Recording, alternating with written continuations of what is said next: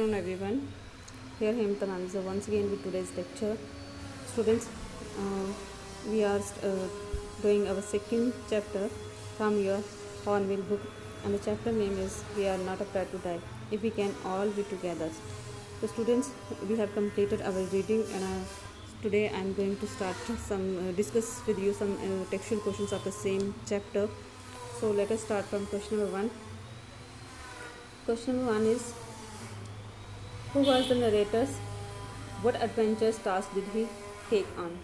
तो नरेटर कौन था और कौन सा टास्क उसने लिया था अपने एडवेंचर्स के लिए? तो लेखक जो है कहते हैं कि the narrator was a 37 years old businessman who along with his family set from Plymouth, England on a round the world voyage like Captain James Cook had done 200 years earlier in a 30-ton wooden hulled boat.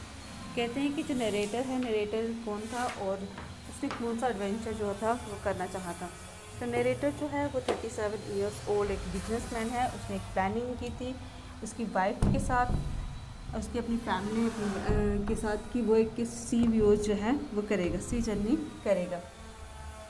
और सी journey जो है उसने कहाँ से start की थी? वो उसने की थी प्लाईमाउथ इंग्लैंड से स्टार्ट की थी. तो उसको पूरे वर्ल्ड की जर्नी करनी थी. तो कहते हैं ये जो जर्नी उसने की थी ये ऑलरेडी कैप्टन जेम्स कुक जो हैं उन्होंने इसको किया हुआ था 200 years पहले. तो कहते हैं जिस बोट पे इन्होंने जर्नी की थी उस बोट का जो वेट था वो था 30 टन. नेक्स्ट क्वेश्चन इसका, what preparations did the authors and his wives make for their rounds to the world sea voyage? तो सी वॉयेज के लिए उन्होंने कौन सी प्रिपरेशन की थी? तो कहते हैं the narrators and his wife wanted to duplicate the round. उन्होंने एक तो डुप्लीकेट राउंड मतलब जो ऑलरेडी रूट बना हुआ था उसी रूट पे उन्होंने जाना जो है वो सही समझा. तो कहते हैं कि जो रूट था वो किसने बनाया हुआ था? कैप्टन जेम्स ने बनाया था मतलब उस रूट से वो गए थे 200 years पहले. तो कहते हैं कि they had been making the formidables preparations for the last 16 years. Last 16 years से वो उसके ऊपर काफ़ी ज़्यादा प्रिपरेशन कर रहे थे, इस रूट को समझने की कोशिश कर रहे थे, इसकी प्रैक्टिस कर रहे थे. तो कहते हैं first of all they got a boat specially designed and professionally build for this purpose. तो फर्स्ट ऑफ ऑल उन्होंने एक बोट जो थी, अब उनको सी जर्नी करनी है, उन्होंने एक बोट जो थी वो उन्होंने रेडी करवाई. तो प्रोफेशनली मतलब इसको उन्होंने बनवाया था. वो बोट कितनी थी? 23 meters थी प्लस 30 टन उसका वेट था. कहते they tested it for months in the roughest weather. तो इसको उन्होंने काफ़ी ज़्यादा टेस्ट भी इसके किए थे रफेस्ट वेदर में, ताकि कुछ बोट जो है वो टूट ना जाए, कहीं ख़राब ना हो जाए. तो कहते उसके उन्होंने काफ़ी ज़्यादा जो थी टेस्ट भी किए थे. कहते they were both mentally and physically prepared. वो दोनों फिज़िकली और मेंटली प्रिपेयर भी थे कि उनको सी जर्नी करनी है. तो जो चैलेंजिंग उनको आने थे, वो जो चैलेंजिंग थे वो उनको एक्सेप्ट करने. तो इसके लिए वो फिज़िकली और मेंटली प्रिपेयर थे. नेक्स्ट क्वेश्चन है, कहते हैं कि when and how did they encounter their first troubles during the long views. तो कहते हैं उनका फर्स्ट इनकाउंटर क्या था, क्या ट्रबल आया था फर्स्ट जब उन्होंने अपनी सी जर्नी जो थी वो स्टार्ट की थी. तो कहता है कि everything went on well till they sail down the west coast of Africa and reach Cape Town. तो कहता है हर एक चीज़ जो थी वो वेल थी, अच्छी उनकी मतलब गई, अच्छी तरह से उन्होंने अपनी जो जर्नी थी वो कंप्लीट की. कहते लेकिन जब वो कहाँ पर पहुँचे, जब वो केप टाउन पर पहुँचे, ठीक है, तो उसके बाद क्या कैप टाउन अमेरिका से लेकर कैप टाउन तक उनकी जो जर्नी थी वो काफ़ी ज़्यादा स्मूथ रही. कहते हैं the trouble started on the second day out of the Cape Town. जब वो कैप टाउन पहुँचे तो जब सेकेंड डे था तब क्या हुई, थोड़ा सा ट्रबल जो था वो स्टार्ट हो गया. कहते हैं they begins to encounter strong gales, they blew continuously for the next few years. कहता है उस टाइम जो स्ट्रॉन्ग गेल्स थी वो स्टार्ट हो गई. अब कंटिन्यूसली ये जो गेल्स थी ये कितनी देर चलनी थी? Next few weeks. कहता है Gales did not worry them. जो गेल्स आ रही थी, जो मतलब बड़ी बड़ी विंड्स वेव्स जो आ रही थी, विंड्स कहते हैं वो चीज़ें इनको इतनी ज़्यादा वरिड नहीं कर रही थी. इनको वरिड कौन सी चीज़ कर रही थी? इनको वरिड कर रही थी कि जो वेव्स थी वो काफ़ी ज़्यादा हाई जा रही थी. वो कितनी जा रही थी? Up to 15 meters. तो ये अलार्मिंग वेव्स थी. कहते हैं they rose as high as up to the main mast. ये जो वेव्स थी ये कहाँ तक जा रही थी? मेन मास्ट तक. तो बेटा मेन मास्ट में मैंने आपको बताया था कि क्या होता है, सबसे लास्ट जो ऊपर वाला पॉइंट होता है उसको बोलते हैं. आपको मैंने दिखाया था. तो कहते हैं they expected the weathers to improve on New Year's Day. Sadly the weathers change but for the worse. तो कहते हैं उन्होंने एक्सपेक्ट किया था कि वेदर जो है इम्प्रूव हो जाएगा न्यू ईयर, लेकिन ऐसा कुछ नहीं हुआ. वेदर जो था वो और भी ज़्यादा ट्रबल मतलब वर्स होता गया था। नेक्स्ट क्वेश्चन है इसका, how did the first disaster strike the ship. The first disaster जो था उसने कैसे शिप को स्ट्राइक किया था। कहता है कि on the New Year Day the weather change for the worse. Weather जो था वो काफ़ी ज़्यादा चेंज था। The waves were gigantic, waves जो थी वो काफ़ी ज़्यादा जिंजेंटिक थी, काफ़ी ज़्यादा हाई थी। स्ट्रॉन्ग गेल्स जो थी वो उनको ट्रबल में डाल रही थी।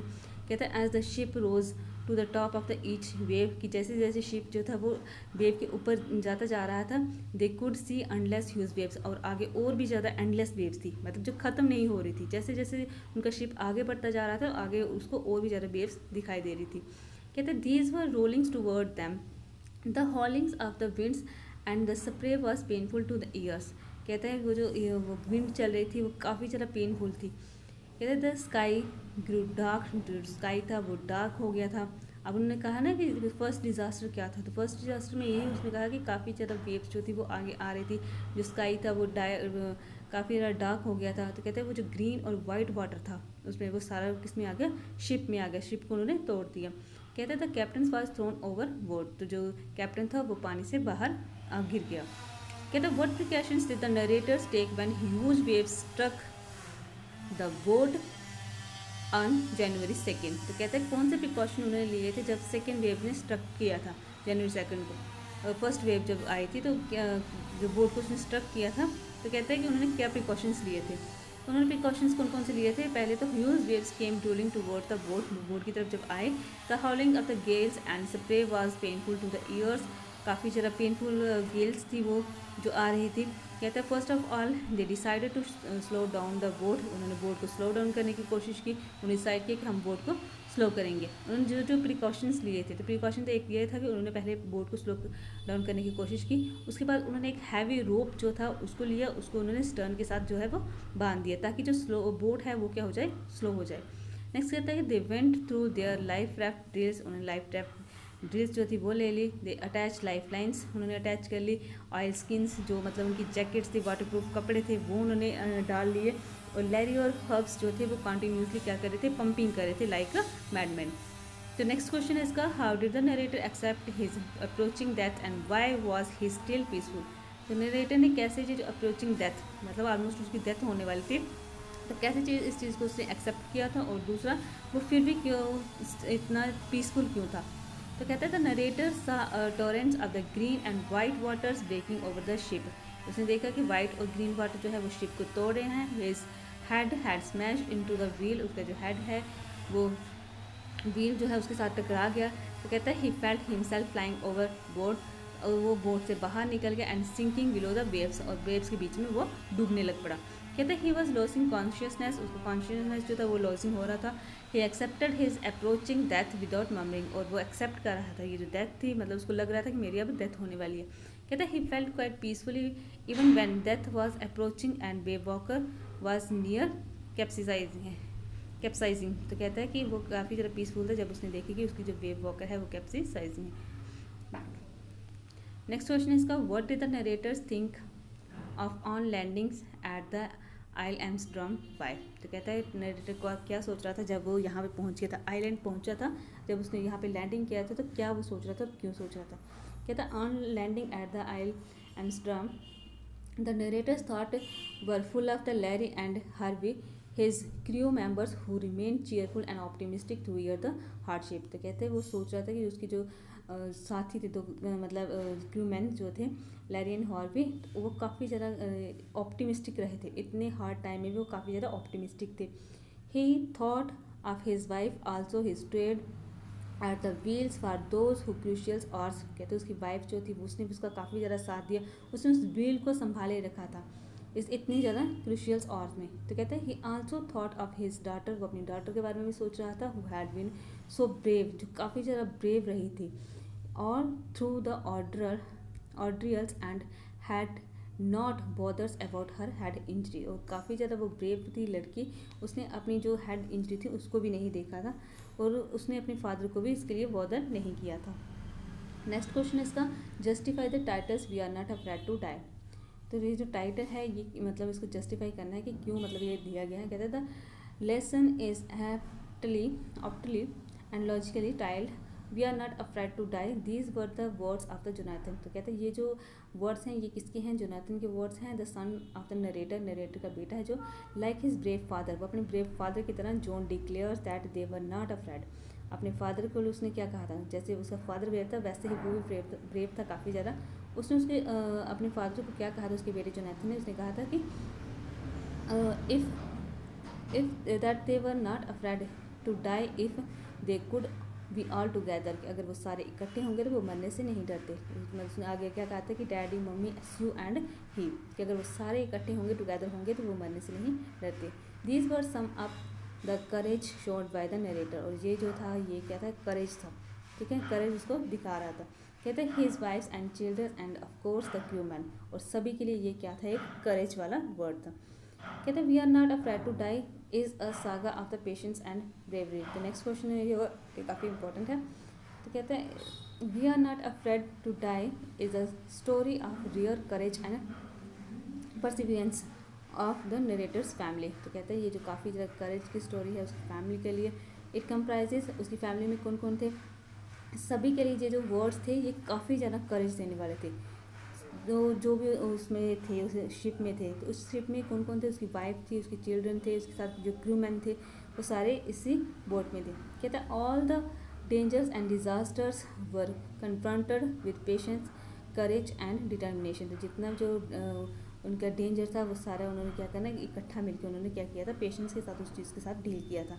कहता है never did anybody shakes or wavers even for a seconds, even the children showed exemplary courage. They were not afraid to die, they were ready to die with their daddy and mommy together। कहता है कि even कि ये जो बच्चे थे, बच्चों ने भी कोई ऐसा डर जो होता है वो उन्होंने मतलब सामने नहीं आने दिया। एक उन्होंने भी करेज दिखाया। उन्होंने क्या कहा कि अगर उनके जो मम्मी और डैडी जो है वो साथ में है तो वो मरने से नहीं डरते। तो ये जो है ये टाइटल भी मतलब दिया गया है। तो ये जो वर्ड्स थे ये किसके थे, उसके बेटे जोनाथन के। और ये जो वर्ड थे इन्हीं वर्ड्स ने काफ़ी ज़्यादा करेज लाया था। तो बेटा ये आपके कुछ क्वेश्चंस थे इसी चैप्टर से रिलेटेड, सेकंड चैप्टर से रिलेटेड। इसके बेटा आपको कुछ जो करैक्टर्स हैं वो आपको खुद करने पड़ेंगे। आपको इसका थीम जो है वो आपको करना पड़ेगा, प्लस इसके कुछ और इम्पॉर्टेंट जो क्वेश्चन होंगे वो आपको करने पड़ेंगे, वो आपको करने हैं। तो मैं आपको इतने ही क्वेश्चन करवाऊंगी। अगर किसी बच्चे को किसी क्वेश्चन में कोई डिफ़िकल्टी आएगी, जो क्वेश्चन नहीं समझ आता होगा, तो बेटा आप मुझे पूछ सकते हो, तो मैं आपको बता दूँगी। उसका मटेरियल भी मैं आपको दे दूँगी अगर आपको नीड होगी तो। आप मुझे पर्सनली मेरे नंबर पे मैसेज कर देना, तो मैं आपको दे दूँगी उसका मटेरियल। तो ये बेटा आपका जो सेकंड चैप्टर है ये अब आपका कंप्लीट हो गया है। तो अब हम नेक्स्ट जो है नेक्स्ट चैप्टर, पहले हम नोट मेकिंग देखेंगे, उसको हम करेंगे, देन उसके बाद फिर हम नेक्स्ट चैप्टर करेंगे। तो थैंक यू बच्चे, thank you for listening and watching.